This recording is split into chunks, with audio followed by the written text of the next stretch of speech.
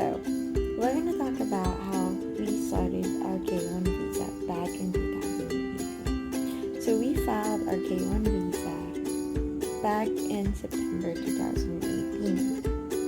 But first of all, my fiance and I, my husband now. So, my husband and I got engaged back in September 2018, and we decided to file the K1 visa when he got back here in the United States. So what happened was we first gathered the form. So we had our I-129F filled out, both of us are part. Because typically, or technically, the I-129F form will be filled out by him, but there are some of my information needed to be put in that form. So what we did was he sent it to me, those information that I need to fill out through my email at the office, and I filled it out. After a week, I sent it back to him. But there are documents that he needed from me to be signed out, and there are stuff that I needed to send it back to him. So what we did was fill out the form first and then started gathering all the information. So I sent to him all the information that he needed to put inside I-129F. So basically, what he needs, or what you two needs to send, is his birth certificate, remember his passport, and then proof that you two met each other, if you guys met each other. But if you don't have those information, or you don't have those proof, like tickets and a copy of the stamp that he want to see you, you can go ahead and send some information or put information to your packet that your relationship is true, like exchange of emails, what do you call this, chat logs, messages, phone calls, anything that can prove that your relationship is legit. And what else? I sent him my 2x2 passport photo. At the back of it, I wrote my name, printed, and then a signature. Mind you guys, pencils, it's hard for you to write using the pencils. Everybody knows that. Even if you Google it, there are questions asking, what did you use to write? Because my pencil doesn't work on it.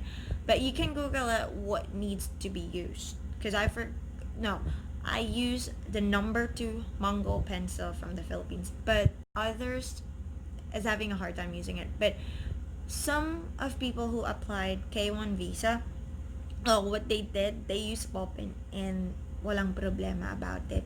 But to be safe, you can use pencil or ballpen, print it, and then sign it, and then send it to him. As well as both of you need to write intent to marry letter. You can Google the form of intent to marry, where basically you just need to write that your name, and then in a legal age, and then tell them that you got engaged in this date, and then next would be, I intend to marry him, the name of your fiance, after 90 days that I entered in the Philippines, and then sign it and then send it to him. So those are the stuff that I sent to him because it is needed. It is one of the requirement, and also I put some photos of us during his vacation in the Philippines.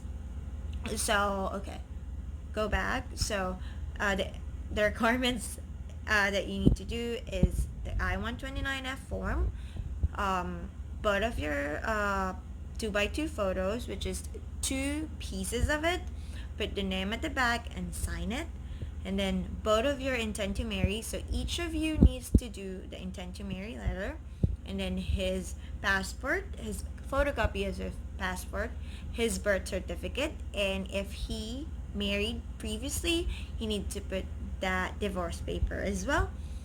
And yeah, so those those are the things that you need to put in your packet. And then some people put cover letter on it, but us, we didn't put any cover letter. But it's okay if you put a cover letter or not. And then don't forget, guys, to sign every every boxes that it needs to be signed, because it's for you not to get an RFE. Because us, actually, we receive an RFE because he forgot to sign one thing. Okay, so a bit of advice: if you're signing out those I-129F form, uh make sure that you review it before you send it, so that you guys will not gonna have any RFE because you forgot to sign it. Okay, because it takes 2 weeks or sometimes more than 2 weeks before they receive it. And then if you forgot something, they're gonna put an RFE on it, and then it will take another week or two before you receive it, and then you have to do it again, or you have to fix whatever need to be fixed in your papers, and it will take like 2 weeks. I'm sorry, 2 weeks. Okay, so it will take 2 weeks before they receive it, or sometimes it takes a while before they receive it. So for you guys not to get an RFE for that, make sure you're gonna sign whatever you sign it. Okay, and just be honest. Whatever you put in that form, so basically it's a form, okay, for your information, her information, or his information, but you need to be very honest about it. Okay, nine form, or how do we figure it out, or how we, you know, how we fix it before we submit it. Well, during the I-129F filing, it's my fiance who fixed it. It's just I had a copy of it. So here's a tip for people, for couples who's trying, or who wanted to file it. Okay, uh, you can go ahead once you're done everything. Make sure you have a copy. You and your fiance have a copy of it, because I make sure that I have a copy. Look, I have a green folder, and guess what? My fiance likes it. So, the way I organize. So, make a copy of it, because you might gonna need it. They might gonna ask you for it during your interview. So, here's the copy of I-129F. So, here, ta-da! Okay. So, I have a copy of it, and before my interview, I even review it, see if I forgot. Just to tell you honestly, most of their last name or even their first name, it's hard to pronounce. See, I bet some of you have that one. So I have those copy. I'm sorry. So, because I'm just holding my phone. So most of you need, well, all of you need to have a copy of it for you to make sure. Well, you might get startled if they ask you about what's your fiance's birthday. So you have to remember all of those. And a tip, if you are a bit scared or nervous about your interview, you can always Google it and find those 70 most questions that asked during the fiance interview. They have that one, because those are the questions that my fiance and I used, like reviewing. However, they didn't ask me that. Well, basically, I'm gonna have a vlog as well, a separate vlog about it, like my interview experience about getting the visa. So, using the I-129F form, you're gonna wait like if you inquire it to the USCIS, they're gonna tell you that it will take 5 to 6 months. So basically, we had that. So we sent it September. We had an RFE. So when we sent it back, it was October. They received it October 22nd, and they responded to us October 26th. So basically, from October, we received the no 2 that it was approved by February, no, March 1st. March 1st, he's in the Philippines already. So it was a good news for the two of us, because he arrived in the Philippines March 2, or I'm sorry, March 1, and we received that information. So, um, yeah. So it took like 4 to 5 months. Well, actually 5 months. And then what happened was it took us 2 weeks, or no. So 5 months for the NOAA 2, stating that um, our visa is or our petition is approved. So this what it will be look like. So this one, ta-da! This is the Noah 2, because my fiance got the Noah one but couldn't find it anymore, so I don't have a copy. I only have a photo of it on my Facebook. So we received that. So it took a while before we receive a confirmation from the NBC, because after USCIS review it, it will be sent to the NVC, which is the National Visa Center, and it will take another week for them to review it, because they're gonna review it again if it's valid or not. So NVC, or National Visa Center, will be the one to send it to the embassy where you're located at, and let you know that, hey, you guys, you can go ahead and um, schedule your interview. They'll be the one to tell you whether when you're gonna review, or when you're gonna file your schedule your interview, and then your, what do you call this, medical. So this is what it looks like. So see, I have like marker on it. So this is what it looks like, the letter from the NVC stating that the fiance approved I-129 petition from the USCIS, and VC will forward the petition to the embassy or consulate, which I am residing in the Philippines that time. So they sent it to the Philippines.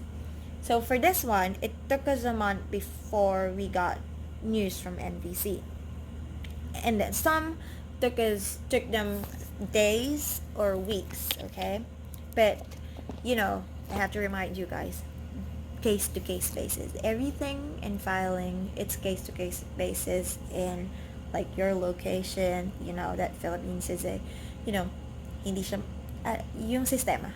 You know what I mean, people. So, it took us, actually, I received this hard copy. So, we received the information 1 month through my husband's email.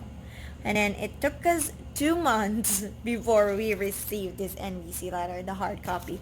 So I received this hard copy a day before my interview in the U.S. Embassy, actually. So when we received this news from NVC, it took us 2 weeks before we received the email, the email from the U.S. Embassy. Actually, I didn't receive any email. So both of you and your fiance need to check your email and then your spam folder from time to time, because you don't know to whom it will be sent, actually, but mostly it will be sent to the petitioner. So my husband received a letter 2 weeks after, because we received this April. So technically, those time it's about to be Holy Week. So there are two holiday that time. One is the Araw ng Kagitingan, and then the Holy Week is coming.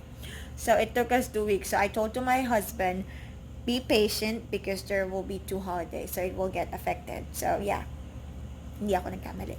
So on Easter Sunday, or yung araw ng pagkabuhay, we receive a letter, an email to the embassy that, hey, you can go ahead. It was a happy moment that time, because I can go ahead and do everything. So after that, what I did when we received that, I checked. I started filing DS-160, which is an appointment, because I can't file an appointment. I can't schedule an appointment if I'm not going to be able to fill out the DS-160 form. So after filing the DS-160 form, I'll show you what it looks like. Okay, hold on. So after filing the DS-160 form, I could go ahead and pay, actually. So here's what you're gonna do first. So while filing out the DS-160 form, I paid the interview, because you're not gonna be able to do it or finish the DS-160 unless you paid it, because they need the confirmation. And then, so this is what it looks like. DS-160. It's a confirmation, okay?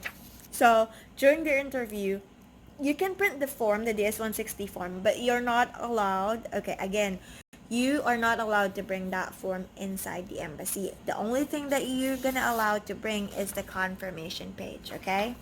And the receipt, okay? Don't forget the receipt. Well, BPI, if you're gonna do deposit and BPI, they're gonna give it back to you. The receipt and then the voucher, okay? Along with the email from the U.S. Embassy, they're gonna give you all the links that you need to go on and use in processing those payment for the interview, the DS-160, where you're gonna fill out the form, as well as the Saint Looks, okay? And they're gonna give you information on what you need to bring. So after I paid the receipt, um, this is the copy. I have a copy of it. So every time that I print or paid something, I make sure that I have a copy of them every time. So yeah. So after that, so I'm done paying. I scheduled my interview or my medical. So medical from St. Luke's, it will take 2 days. So if you're lucky enough, you can finish it 2 days straight. But in our case, my son and I's case, since he had another test, or the blood test, the gamma something, I forgot what it is. Uh, so we had it 3 days. But the middle day, which is, so technically it's like Monday, Tuesday, Wednesday, okay? Monday we had our day one interview or physical exam, blood extraction, urine, X-ray if you need that one, and then we asked by they asked us to go back on Wednesday for the vaccination and then the release. So technically, your second day will be the vaccination and then the release of your medicals if they needed to do additional exam or what. Okay. So after that, you could go ahead and wait for your interview. Okay. So I'm gonna make another vlog for my interview. So basically, this vlog is just basic information about filing I-129F. But if you have further more questions, you could go ahead and write a comment below, and I'll go ahead and make my best to answer each. Or you could go ahead and visit my WordPress, which is it's audreyzoe07.wordpress.com. I also made a blog in my visa interview, and also this topic that I'm talking about right now. Okay, so see you guys on my next vlog, and hope